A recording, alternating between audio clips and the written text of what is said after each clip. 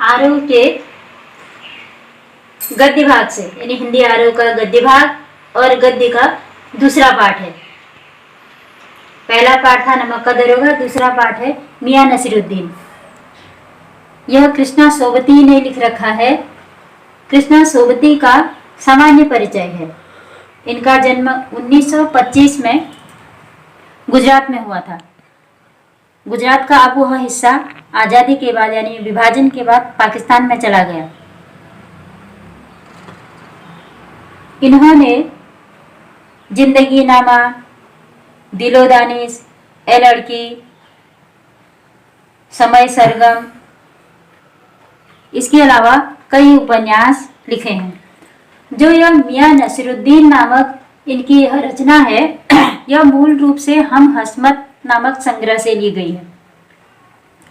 यह संस्मरण विधा में लिखा हुआ है और यह इनका शब्द चित्र है, यानी मियां नसीरुद्दीन नामक व्यक्ति को देख करके उनका शब्द चित्र लेखिका ने लिखा हुआ है।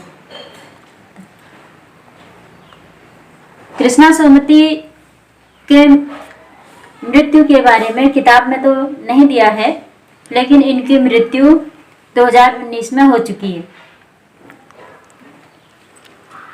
यह जो कहानी है, जो इनके द्वारा लिखा गया शब्द चित्र है मियां नसीरुद्दीन, जो मूल संग्रह हम हस्मत से लिया है, उसका सारांश मैं आप लोगों को समझा रही हूँ और आप लोग उसका सारांश समझेंगे तो आपको सारे पाठ से संबंधित प्रश्नों के उत्तर भी आ जाएंगे।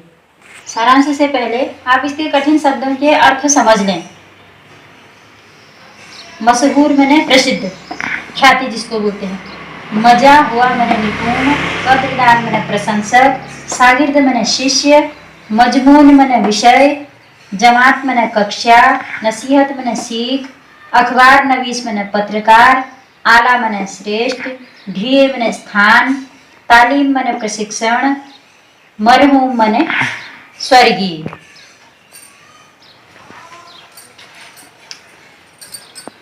कृष्णा सोबती ये जो हैं, इन्होंने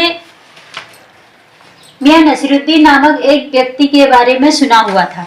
उन्होंने यह सुना हुआ था कि जो मियां नसीरुद्दीन नाम के व्यक्ति हैं, ये बादशाह के समय के नानबाई हैं। नानबाई मतलब खाना बनाने वाली, रसोई का जो काम देखते हैं। उनकी बहुत सारी प्रशंसा लेखिका ने सुन रखी थी। एक बार उनके मन में आया कि भाई ये जो बादशाह के समय के नानबाई हैं, उनका नाम मियां नसीरुद्दीन है, एक बार देखती हूँ मैं उनको, उनके पास जा करके, जहाँ वह अपना होटल चलाते हैं। वह बहुत टेस्टफुल खाना बनाते थे, इसलिए लोग उनको नानबाइयों का मसीहा कहते थे। यानी वह 56 प्रकार की रोटियां बना लेते थे, अनेक प्रकार की सब्जियां बना लेते थे। वह स्वयं को बादशाहों का नानबाई भी कहते थे। लेखिका उनके पास गई इस वजह से कि भाई इतने बड़े नानबाई हैं, इनकी खाने पीने की यानी इनके द्वारा बनाए जाने वाले भोजन की प्रशंसा के बारे में जरा सुन लो, और जब इनकी प्रशंसा मुझे संतुष्ट कर देगी तो फिर उसको मैं अखबार में छाप दूंगी। लेकिन जो ही लेखिका ने उनसे पूछा, बताइए तो आप कौन से बादशाह के दरबार के नानबाई हैं, तो मियां नसीरुद्दीन थोड़ा घबरा गए, क्योंकि उनको वास्तव में पता नहीं था कि उनके पूर्वज किसी बादशाह के दरबार में नानबाई थे कि नहीं। वो सुनी सुनाई बातों के आधार पर कह रहे थे कि भाई हम तो वास्तव में नानबाइयों, हम तो बादशाहों के दरबार के नानबाई हैं, हम बहुत अच्छा खाना पीना बनाते हैं, बहुत अच्छी अच्छी रोटियां बनाते हैं। उन्होंने, लेखिका ने जब मियां नसीरुद्दीन से कहा जरा 2-4 रोटियों के नाम बताइए, तो उन्होंने 2-4 रोटियों के नाम बताए। रुमाली, तुनकी, खमीरी, बेसनी, ताफ्तान, बाकरखानी, सीरमार। लेखिका को लगा हाँ वास्तव में ये खाना पीना बनाने में एक्सपर्ट हैं और इन्होंने परंपरागत रूप से अपने पूर्वजों द्वारा सीखा हुआ है।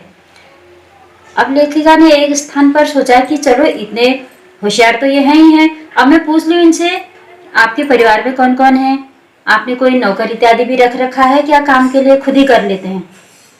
तो जैसे ही पूछा वो बड़े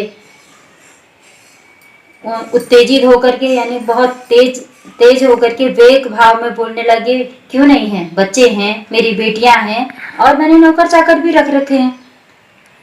मैं इन लोगों को, अपने नौकरों को, जब तुनकी रोटी के लिए आटा गुदवाता हूँ तो एक निश्चित माप बताया पैसों का कि इतने रुपए देता हूँ। जब बाकर खानी रोटी बनवाता हूँ तो तब मैं इतने रुपये देता हूँ या इतने पैसे देता हूँ। इस प्रकार से उन्होंने अपने ढाबे में जो काम करने वाले लड़के हैं उनके वेतन के संबंध में भी सब कुछ लेखिका को बता दिया। लेखिका को थोड़ा सा संतोष हुआ कि हाँ, इनकी कमाई कम ज़्यादा जैसी है, यह बिल्कुल सत्यनिष्ठा से अपना काम करते हैं। लेकिन इतने बड़े नानबाई होने के बाद भी उनके चेहरे पर परिस्थितियों का अंधड़ स्पष्ट देखा जा रहा था। कहने का आशय यह है, वह परंपरागत बादशाहों के जमाने के नानबाई तो थे ही, परंतु वह अपने उस व्यवसाय से संतुष्ट नहीं थे। हाँ, जमाने के साथ साथ, परिस्थितियों के साथ साथ सब कुछ बदल जाता है, ये हम सब जानते हैं। अब नए बादशाह रहे और नहीं उनके नानबाई रहे। अब तो लोग 5 स्टार होटल या उससे बड़े बड़े होटलों में जा करके अनेक प्रकार के व्यंजन खाते हैं। अब मैं आप लोगों को इससे संबंधित दो प्रश्न दे रही हूँ। पहला प्रश्न है, मियां नसीरुद्दीन को नानबाइयों का मसीहा क्यों कहा गया है? और दूसरा प्रश्न है, लेखिका मियां नसीरुद्दीन के पास क्यों गई?